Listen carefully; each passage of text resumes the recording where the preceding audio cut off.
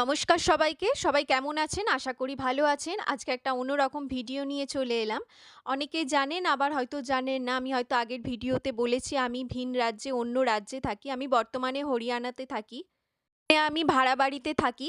তো এই ভাড়া বাড়িটাকে একটু করে সাজিয়ে তোলার চেষ্টা করছি, যেটা প্রতিটা মেয়ের একটা স্বপ্ন থাকে যে নিজের ছোট্ট সংসারটাকে একটু করে সাজাবো। আমারও তেমন সাজানোর স্বপ্ন আছে। সেই মতো আমিও চেষ্টা করছি একটু করে সাজানোর। তো যাই হোক, এখন আমি যেটা কিনেছি সেটা আপনাদের সঙ্গে শেয়ার করছি। আমি একটা রেফ্রিজারেটর, একটা কম্বো সেট অর্ডার দিয়েছিলাম। এই কম্বোটার মধ্যে আছে টপ কভার একটা, হ্যান্ডেল দুটো, আর ফ্রিজের যে তাকগুলো হয় বা প্লেটগুলো হয় সেটা ৪ টে কভার।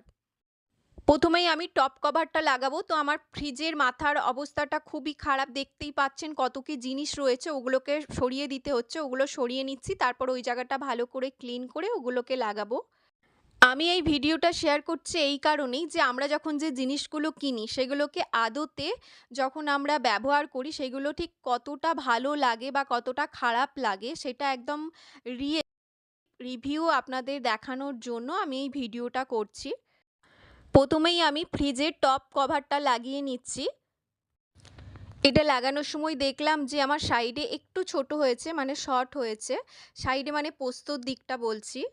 সেই জায়গাটাতে আমি একটা পেপার দিয়ে দিলাম। আমার ফ্রিজটা যেহেতু অনেকটাই বড় সেই জন্য হয়তো শর্ট হয়েছে। না হলে হয়তো যাদের ছোট ফ্রিজ ঠিকঠাক মাপের হবে। এরপর আমি মাঝের যে ফ্রিজের তাকগুলো সেগুলো ভালো করে পরিষ্কার করে নিয়েছিলাম। কারণ এর মধ্যে অনেক জিনিস ছিল।